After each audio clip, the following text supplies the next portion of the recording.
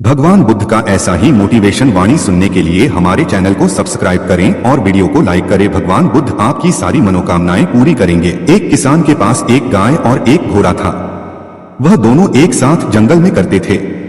किसान के पड़ोस में एक धोबी रहता था। धोबी के पास एक गधा और एक बकरी थी। धोबी भी उन्हें उसी जंगल में चरने को छोड़ देता था।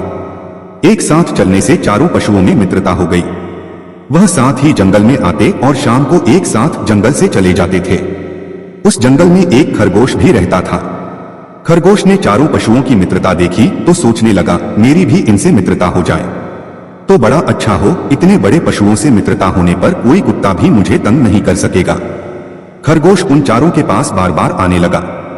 वह उनके सामने उछलता कूदता और उनके साथ ही चरता था। धीरे धीरे चारों के साथ उसकी मित्रता हो गई। खरगोश बड़ा प्रसन्न हुआ। उसने समझा कि कुत्तों का भय दूर हो गया। एक दिन कुत्ता उस जंगल में आया और खरगोश के पीछे दौड़ा। खरगोश भागा भागा गाय के पास गया और बोला, गौमाता, यह कुत्ता बड़ा दुष्ट है। यह मुझे मारने आया है। तुम इसे अपनी सींगों से मारो। गाय ने कहा, भाई खरगोश, तुम बहुत देरी से आए। मेरे घर लौटने का समय हो गया है। मेरा बछड़ा भूखा होगा और बार बार मुझे पुकारता होगा। मुझे घर जाने की जल्दी है। तुम घोड़े के पास जाओ। खरगोश दौड़ता हुआ घोड़े के पास गया और बोला, भाई घोड़े, मैं तुम्हारा मित्र हूं। हम दोनों साथ ही यहां चलते हैं। आज यह दुष्ट कुत्ता मेरे पीछे पड़ा है। तुम मुझे पीठ पर बैठाकर दूर ले चलो। घोड़े ने कहा, तुम्हारी बात तो ठीक है, किंतु मुझे बैठना आता नहीं। मैं तो खड़े खड़े ही सोता हूं। तुम मेरी पीठ पर चलोगे कैसे? आजकल मेरे सुन बढ़ गए हैं। मैं ना तो तेज दौड़ सकता हूं और ना ही पैर फटकार सकता हूं। घोड़े के पास से निराश होकर खरगोश गधे के पास गया। उसने कहा, मित्र गधे, तुम इस पाजी कुत्ते पर एक दुलत्ती झाड़ दो तो मेरे प्राण बच जाएं। गधा बोला, मैं नित्य गाय और घोड़े के साथ घर लौटता हूं। वे दोनों जा रहे हैं। यदि मैं उनके साथ न जाकर पीछे रह जाऊं तो मेरा स्वामी धोबी डंडा लेकर दौड़ा आएगा और पिटते पिटते मेरा कचूमर निकाल देगा। मैं अब यहां ठहर नहीं सकता।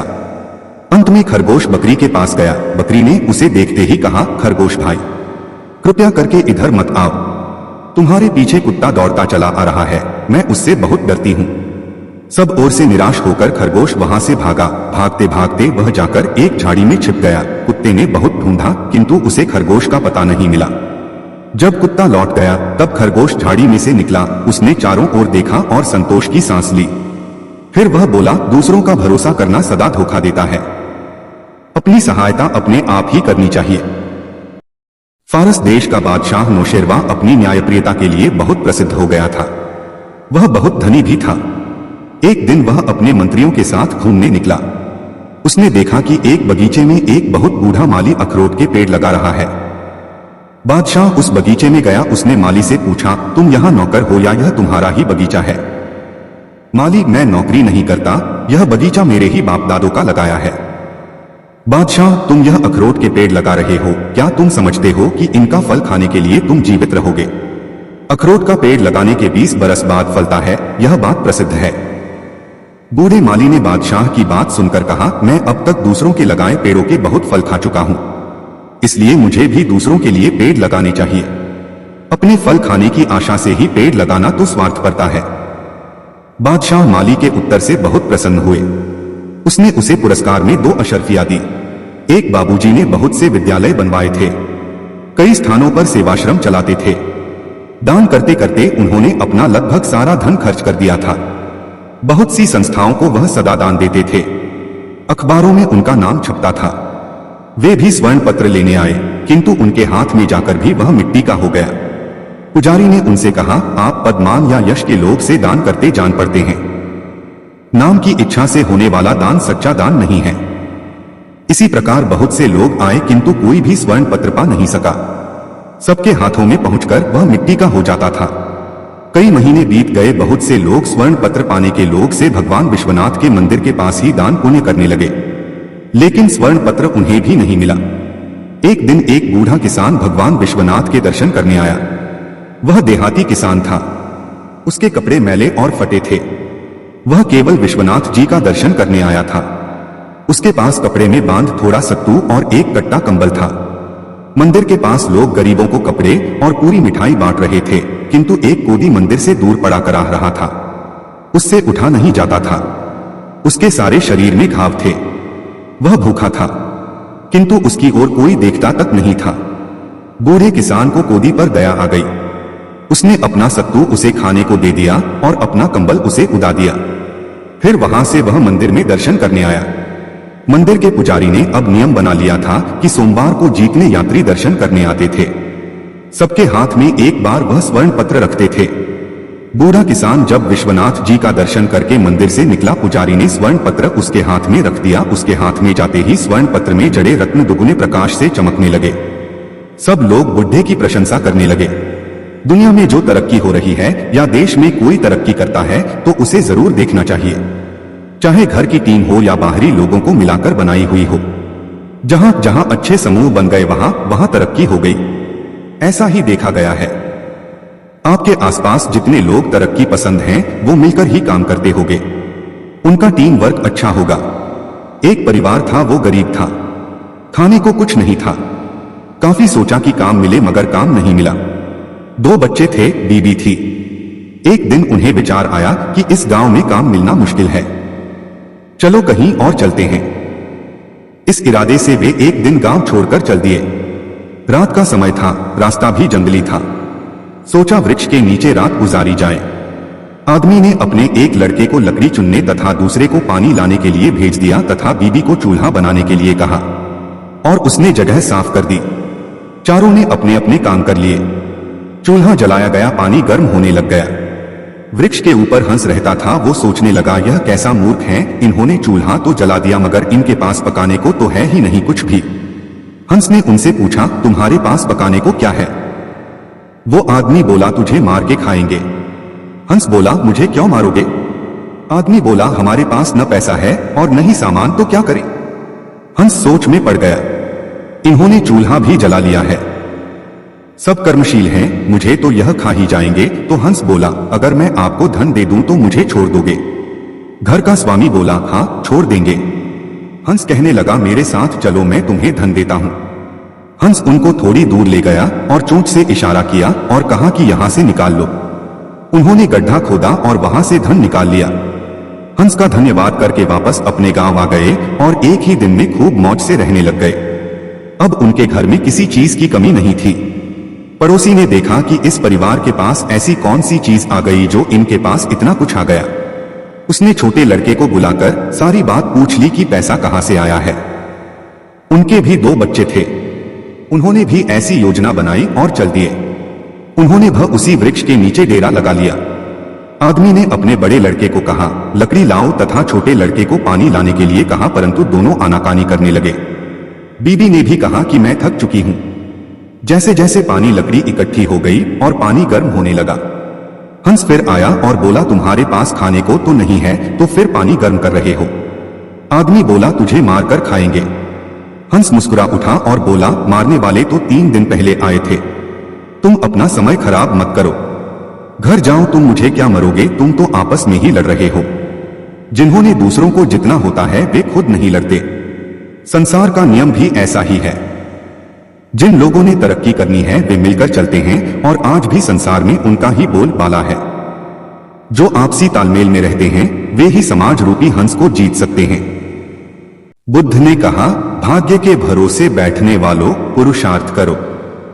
जीवन में दुर्भाग्य का महत्व है, लेकिन भाग्य के भरोसे बैठकर अपने अमूल्य समय को बर्बाद मत करो, क्योंकि पुरुषार्थ करने से तो भाग्य की रेखाएं बदल जाती हैं। भाग्य क्या है? आज किया गया कर्म ही तुम्हारा भाग्य बनता है। कर्म के द्वारा जो बीज बोओगे फसल भी उसी की मिलेगी। जैसा कर्म तुम आज करोगे वैसा ही तुम्हारा भविष्य होगा। सौभाग्य और दुर्भाग्य तुम्हारे ही हाथ में है। कर्म की प्रधानता को समझना होगा कि जैसा कर्म होगा वैसा ही फल मिलेगा। जीवन को सफल बनाने के लिए पाप और पुण्य का बड़ा महत्व है। पूरी सावधानी रखो कि पाप होने न पाए, क्योंकि पाप की सजा जरूर मिलती है। यह जीवन पिछले पापों से छुटकारा पाने के लिए और दूसरे नए पापों से बचने के लिए मिला है, और कोशिश करो हमसे पुण्य कर्म हो। तुम अपने जीवन को धर्म के मार्ग पर चलाओ। तुम्हारे किए हुए पुण्यों से धर्म को शक्ति मिलती है।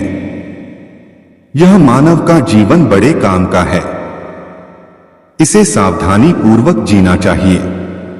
अगर तुम गलतियां करोगे तो आगे चलकर पशु पक्षियों वाले कपड़े पहनने पड़ेंगे। संसार के नश्वर पदार्थों की इच्छा मत करना, क्योंकि इच्छा का फल बहुत दुख देता है। अच्छे अच्छे कर्म करो। उन कर्मों को करके अहंकार मत करना। अहंकार के मार्ग में अंधेरा होता है और अंधेरे में ठोकरें लगती हैं। संसार दुखालय है, अर्थात दो खून से भरा हुआ है। संसार से प्रेम मत करना, बल्कि अपने मन से पापों को बाहर निकालो और सदा सावधान रहो कि कोई पाप न होने पाए। मनुष्य का जीवन मिला है तो इसको सावधानी पूर्वक व्यतीत करना। अपने जीवन में आलस्य को आने मत देना, क्योंकि यह जीवन बहुत अनमोल है। पशुओं से पूछो कि मनुष्य जीवन का क्या महत्व है। पशुओं के जीवन में तो लेश मात्र भी सुख नहीं है। वे सोचते हैं कि हम कब मनुष्य बनेंगे। सर्दी में रजाई और गर्मी में पंखा होगा। कब हम परोपकार करके अपना जीवन सफल बनाएंगे। जो मनुष्य हैं वे अपनी मानवता को संभाल कर रख नहीं पा रहे हैं, बल्कि संसार के सुखों की अंधी दौड़ में दौड़ रहे हैं। वे नहीं जान पा रहे हैं कि हमारी मृत्यु हमारे पीछे पीछे आ रही है। मानव जीवन पाया है, बहुत अच्छी बात है। अच्छे अच्छे कर्म करो ताकि मन पवित्र हो जाए, क्योंकि पवित्र मन ही आत्मा को पा सकता है। अपने मन को शरीर में ही फंसाकर मत रखो, क्योंकि शरीर आज है, कल रहेगा या नहीं यह किसी को भी मालूम नहीं है। शरीर आज नहीं तो कल मिटेगा, किंतु आत्मा सदा अमर है। शरीर को आयु कुछ वर्षों की है, परंतु आत्मा अनंत है। वह तीनों कालों में है। आत्मा पहले भी था, अब भी है और बाद में भी रहेगा। वह शाश्वत है, सनातन है, सूक्ष्म से भी सूक्ष्म है। संसार की सारी शक्तियां उसी से सत्ता पाती हैं। तुम मनुष्य बने हो, विचार करो कि तुम कौन हो। जब तक यह समझ में नहीं आएगा कि तुम कौन हो, तब तक तुम भटकते रहोगे। जब तक तुम अपनी भूल में सुधार नहीं करोगे, तब तक तुम शांति को प्राप्त नहीं कर सकते। शांति को पाना है तो मन को पवित्र करके आत्मा का अनुभव कर लो। आत्मा में ही अनंत विश्राम है। यह शरीर कुछ समय के लिए मिला है। वास्तव में तुम आत्मा हो। तुम्हारा शरीर जिससे शक्ति पा रहा है वह आत्मा ही है, और वही आत्मा तुम्हारे शरीर में मौजूद है। आत्मा को जानना, आत्मा को समझना, आत्मा को पाना, आत्मा का अनुभव करना और आत्मा का साक्षात्कार करना, यह सब मनुष्य शरीर के द्वारा ही संभव है। बस तुम सावधान हो जाओ कि मन में कोई गलत विचार आने न पाए। पहले मन में गलत विचार आता है, फिर वह विचार बलवान होने पर गलत कर्म करवा देता है। गलत कर्म का मतलब है पाप का जन्म हो जाना। बुद्ध ने कहा कि तुम्हारे जीवन के साथ साथ काल भी दौड़ रहा है। बचपन और यौवन कब निकल जाएंगे पता भी नहीं चलेगा। शरीर भी अनेक रोगों से घिरा रहता है। इस शरीर की शारीरिक और मानसिक दोनों प्रकार के रोगों से रक्षा करनी पड़ती है। रोग और भोग दोनों शरीर को निर्बल करते रहते हैं। रोगी और भोगी दोनों को ज्ञान अच्छा नहीं लगता। जिनका तन और मन स्वस्थ नहीं होता वे परमार्थ का लाभ नहीं उठा पाते। मनुष्य को चाहिए कि वह अपनी आयु रूपी संपदा का पूरा पूरा लाभ उठाए। अगर मनुष्य चाहे तो अपने जीवन में अच्छे अच्छे कर्म करके श्रेष्ठ प्रगति कर सकता है। जीवन में संयम को धारण करें। व्यर्थ की कामनाओं का त्याग करें। ज्ञान का दीपक जलाकर कामनाओं का विसर्जन करें। क्रोध को आग समझकर उससे सदा दूर रहना चाहिए। सदा ज्ञान गंगा का संग करो, क्योंकि शुभ विचार ही समस्त समस्याओं का समाधान है। बुद्ध ने कहा कि अपने जीवन से सदा लोभ को दूर रखो, क्योंकि तुम्हारे बूढ़े होने पर भी लोभ बूढ़ा नहीं हो पाता और लोभ सदा भूखा ही रहता है, उसका पेट कभी भी नहीं भर पाता। अगर लोभ की वासना प्रबल है तो वह दूसरे जन्म में भी पीछा नहीं छोड़ती। जिस मनुष्य को लोभ अपने वश में कर लेता है उसका ज्ञान वह चुरा लेता है। लोभ को शांत करना है तो संतोष की शरण में जाना होगा। मोह के आकर्षण में मत आना, क्योंकि मोह से तुम्हारा मन बंध जाएगा और बंधा हुआ मन तुमको बहुत दुख देगा। मन के दुख का कारण है अज्ञान। मन में अगर अज्ञान है तो दुख खोन से कभी भी छुटकारा नहीं हो सकेगा। बस एक समय ज्ञान ही है जो तुमको परम शांति और मोक्ष दे सकता है। तुम अपने तन और मन में प्रेम तथा ज्ञान की ज्योति जला लो, फिर तुम्हारे जन्मजन्मांतर का अज्ञान मिट जाएगा। आज तुम मनुष्य जन्म को धारण करके बैठे हो, इसका मतलब यह है कि तुम शांति और मोक्ष के अति निकट हो।